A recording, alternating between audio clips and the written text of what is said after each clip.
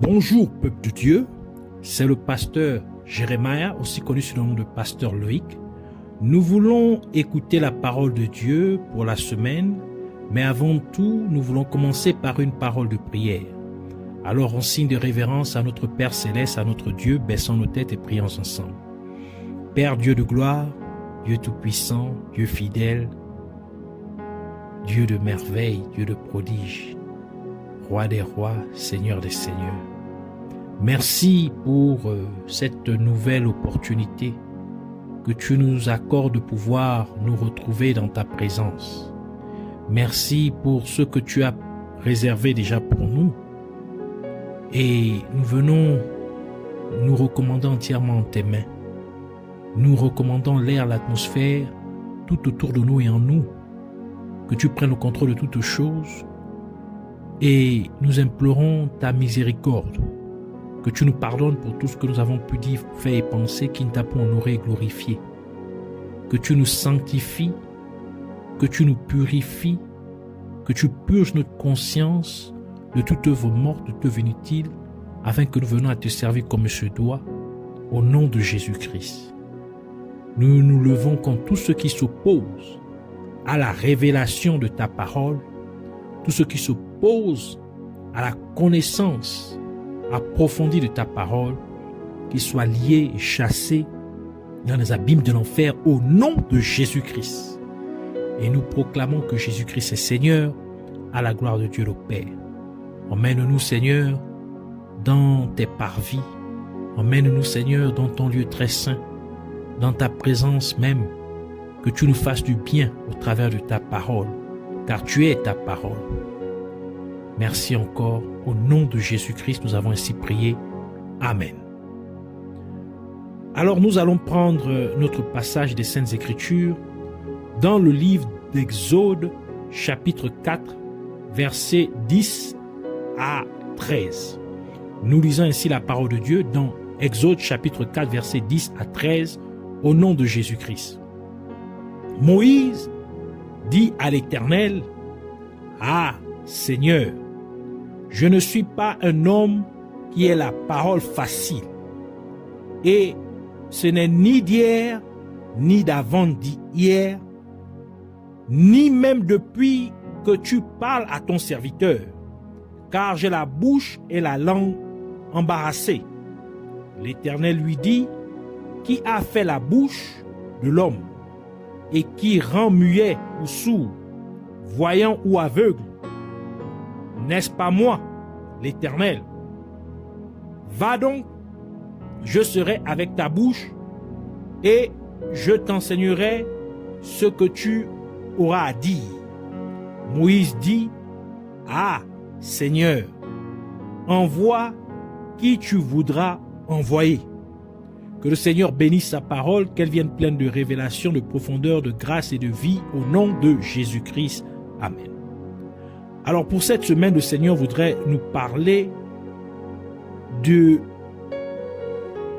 titre suivant, « J'ai la bouche et la langue embarrassées ». Alors le titre de notre message pour cette semaine est « J'ai la bouche et la langue embarrassées ». Moïse bégayait quand il parlait. Et c'est pourquoi Moïse a dit qu'il avait la bouche et la langue embarrassées. Le bégaiement est un obstacle à la parole. C'est un défaut dans la façon dont une personne parle. Moïse avait donc un défaut dans sa façon de parler. Et Dieu, dans son omniscience, le savait très bien. Cependant, c'est exactement le même Moïse que Dieu décida d'utiliser pour délivrer le peuple d'Israël de l'esclavage de l'Égypte. Mais Moïse pensait que Dieu ne pouvait pas l'utiliser à cause de son empêchement, c'est-à-dire à cause de son défaut dans sa manière de parler. Cependant, Dieu ne voyait pas le défaut de Moïse comme une obstruction à Moïse de conduire le peuple d'Israël hors d'Égypte. Cela nous révèle ainsi que lorsque Dieu veut se servir de quelqu'un ou de quelque chose, même si une telle personne ou une telle chose particulière peut avoir un défaut ou un empêchement, ce défaut n'est pas un empêchement pour Dieu. Quand Dieu veut vous utiliser, Dieu connaît déjà toutes vos incapacités. Dieu connaît d'avance tous les problèmes que vous pouvez traverser. Par conséquent, vos problèmes ou incapacités ne doivent pas vous faire penser ou croire que vous n'êtes pas le choix approprié de Dieu pour cette mission particulière. Car Dieu ne se trompe pas. Votre défaut ou votre problème ne doit pas vous faire douter de la capacité de Dieu à vous utiliser. Ne voyez pas votre problème comme une limitation à la capacité de Dieu. Car Jésus-Christ a dit dans Luc chapitre 1 verset 37, « Car rien n'est impossible à Dieu. »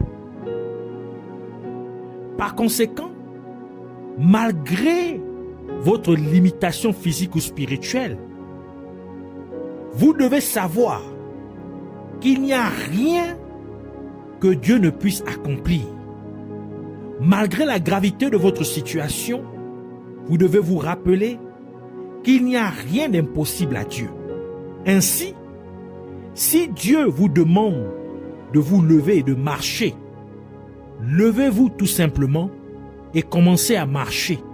Même si vous êtes bien conscient que vous êtes paralysé des deux pieds.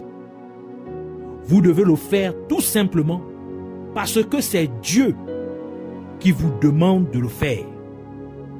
Et c'est là que votre miracle commence, car votre miracle commence dans votre obéissance à Dieu, comme ce fut le cas avec Pierre.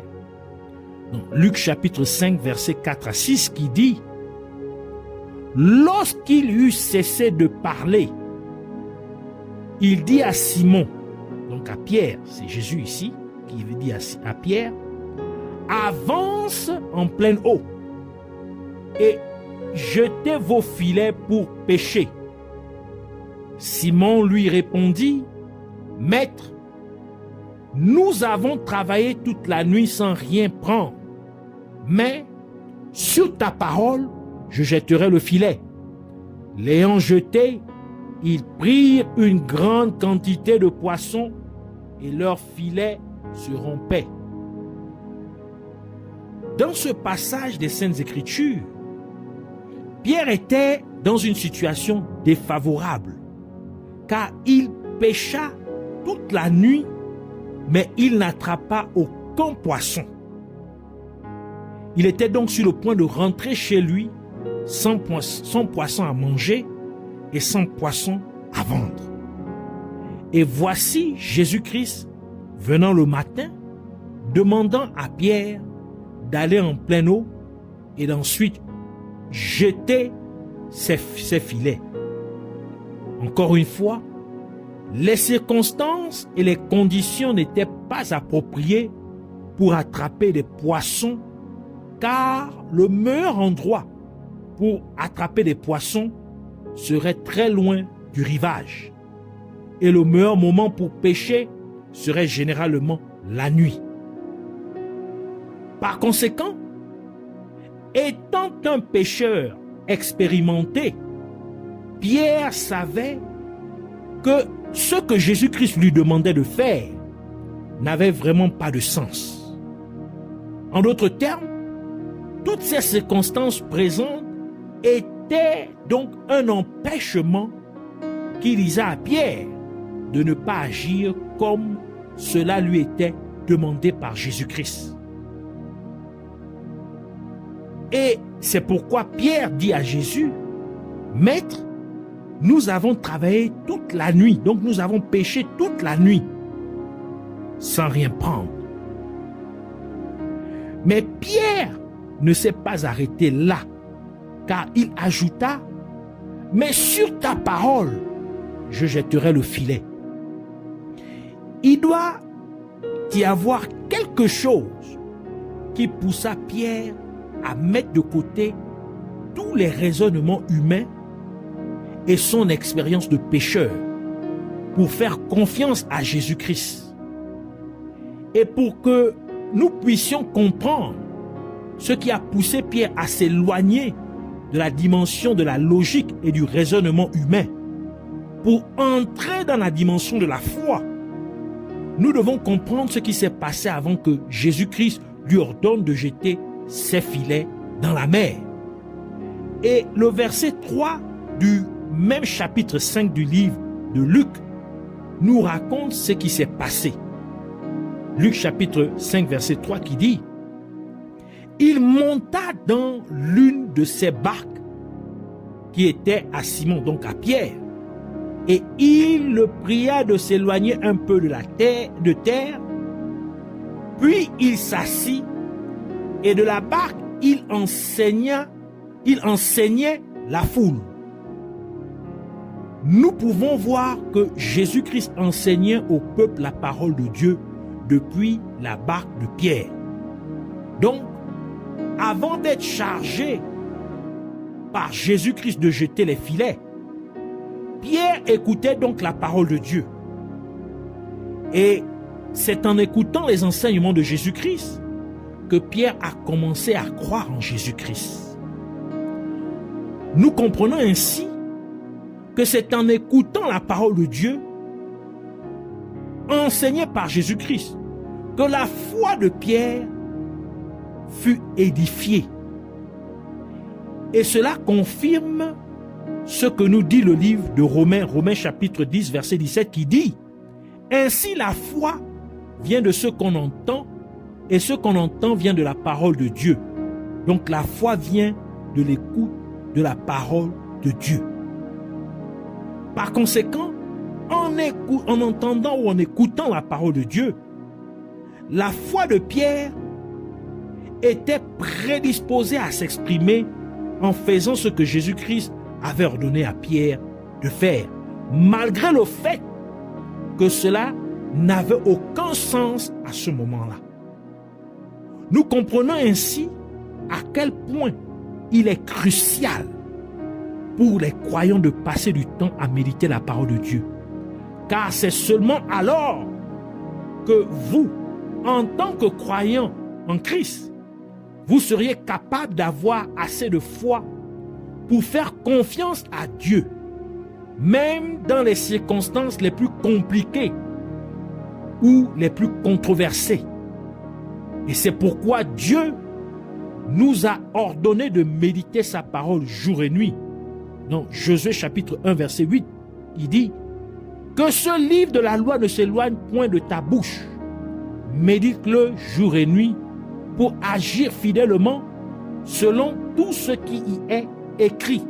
Car c'est alors que tu auras du succès dans tes entreprises. C'est alors que tu réussiras. Ainsi, votre méditation quotidienne de la parole de Dieu vous prédispose pour que dans les situations les plus tendues ou les plus compliquées, vous ayez assez de foi pour faire confiance à Dieu pour la manifestation de votre miracle. Parce qu'il n'y a pas de miracle à moins que vous n'exprimiez votre foi en Dieu. Il n'y a pas de percée avec Dieu à moins que vous ne fassiez parler votre foi en Dieu. Il n'y a pas de délivrance à moins que vous n'exprimiez votre foi en Dieu, car la parole de Dieu déclare dans Hébreux chapitre 11 verset 6: or sans la foi, il est impossible de lui être agréable, car il faut que celui qui s'approche de Dieu croit que Dieu existe et qu'il est le rémunérateur de ceux qui le cherchent. L'obéissance à Dieu est une expression de la foi. Et vous ne pourrez pas obéir à Dieu dans les circonstances qui vous sont désagréables, à moins que vous ne méditiez la parole de Dieu jour et nuit. C'est votre méditation de la parole de Dieu jour et nuit qui vous donnera la force, la capacité, le pouvoir de croire en Dieu, de faire confiance en Dieu, de vous accrocher à Dieu, malgré le fait que votre situation soit impossible. Le même principe peut être trouvé lorsque Jésus-Christ multiplia les 5 pains et les 2 poissons. Donc,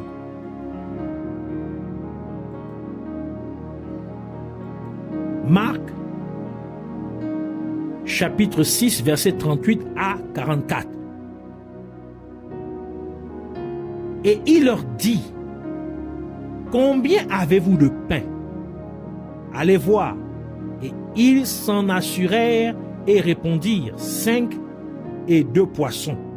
Alors il leur demanda de les faire tous asseoir par groupe sur l'herbe verte, et ils s'assirent par rangées de 100 et de 50. Il prit les 5 pains et les 2 poissons et, levant les yeux vers le ciel, il rendit grâce, puis il rompit les pains et les donna aux disciples, afin qu'ils les distribuassent à la foule. Il partagea aussi les 2 poissons en tous. Tous mangèrent et furent rassasiés, et l'on emporta 12 paniers pleins de morceaux de pain et de ce qui restait des poissons. Ceux qui avaient mangé les pains étaient 5000 hommes. Donc 5000 hommes sans compter les femmes et les enfants. Dans ce passage des Saintes Écritures, nous avons à nouveau une situation avec un énorme obstacle.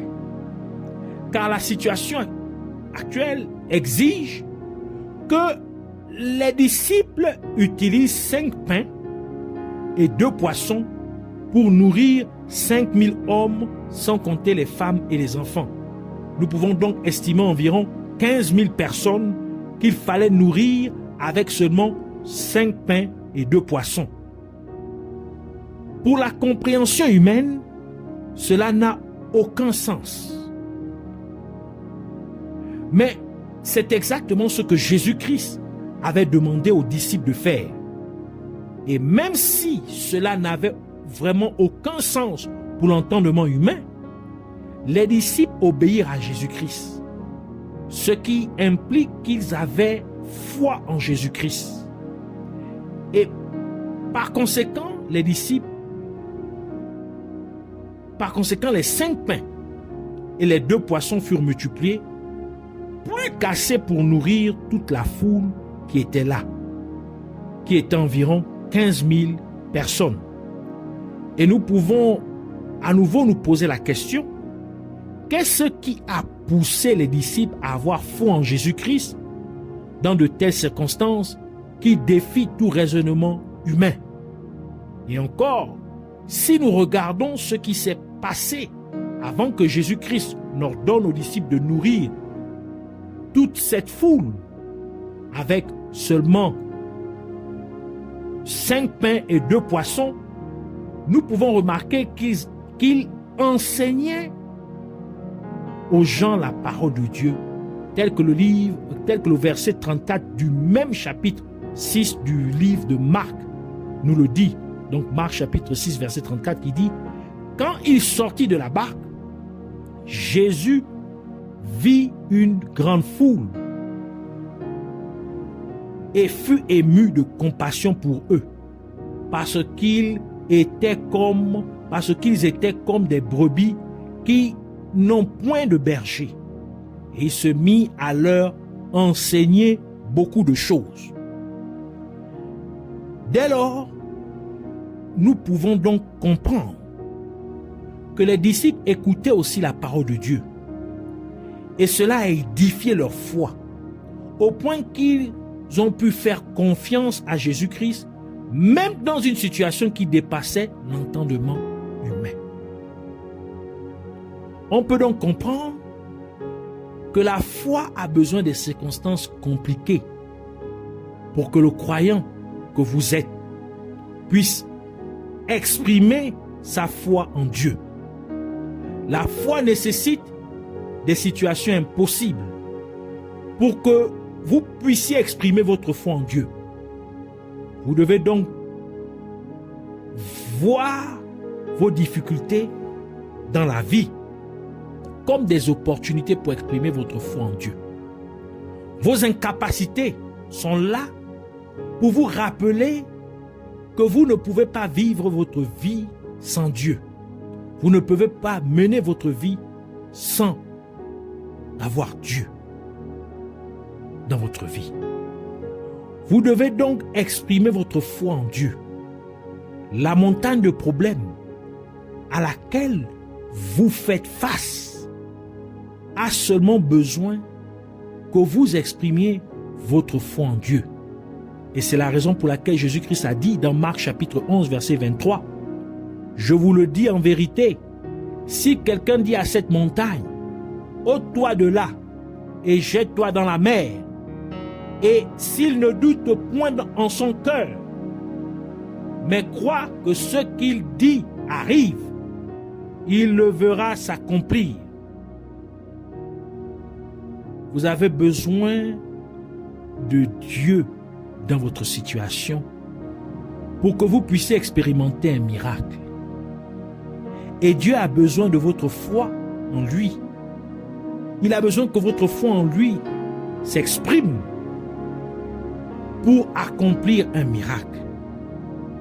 Et votre cœur a besoin de la parole de Dieu chaque jour pour que vous puissiez exprimer votre foi en Dieu.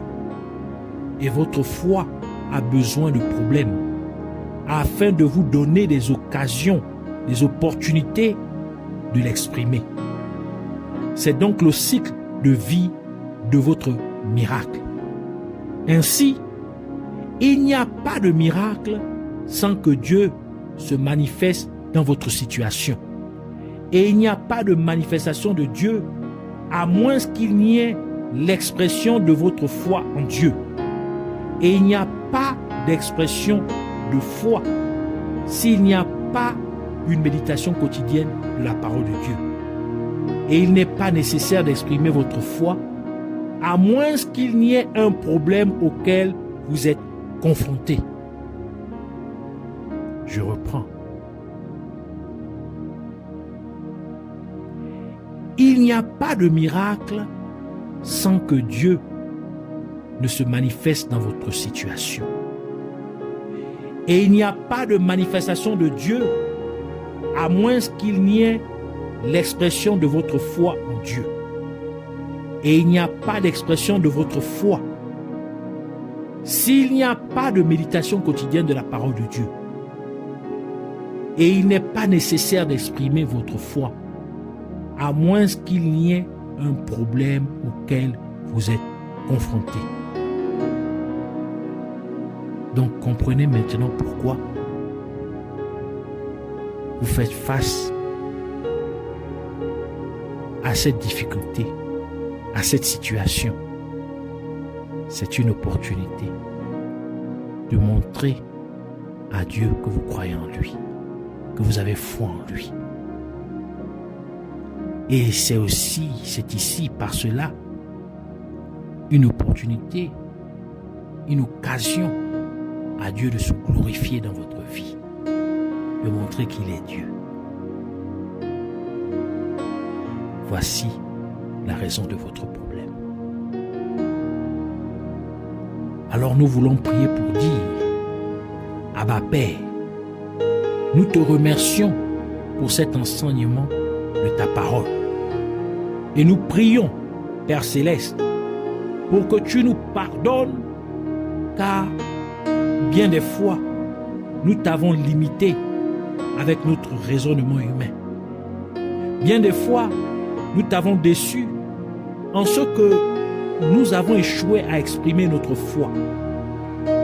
Nous t'avons donc empêché d'opérer un miracle dans notre vie. Nous te demandons donc pardon au nom de Jésus-Christ. Et nous te prions, Abba Père, pour que tu nous aides à être très disciplinés dans notre méditation quotidienne de ta parole. Aide-nous donc à passer du temps à lire et à méditer sur ta parole jour et nuit. Et pendant que nous le faisons, que notre foi en toi soit de plus en plus forte au nom de Jésus-Christ. Que notre foi soit établie de telle manière que lorsque nous sommes confrontés à des situations impossibles, que nous puissions continuer à te faire confiance en faisant ce que tu exiges de nous, même si cela n'a aucun sens pour l'entendement humain. Aide-nous donc, Père Céleste, à voir les problèmes comme des occasions d'exprimer notre foi en toi. Que nous puissions donc saisir chacune de ces opportunités en exprimant notre foi afin que tu te glorifies dans notre situation en accomplissant des œuvres extraordinaires dans notre vie au nom de Jésus-Christ. Nous te remercions, Père glorieux, Dieu Tout-Puissant, Jéhovah. Merci d'avoir entendu notre prière et de nous avoir exaucés en conséquence. Puisses-tu être ainsi magnifié au nom de Jésus-Christ. Amen.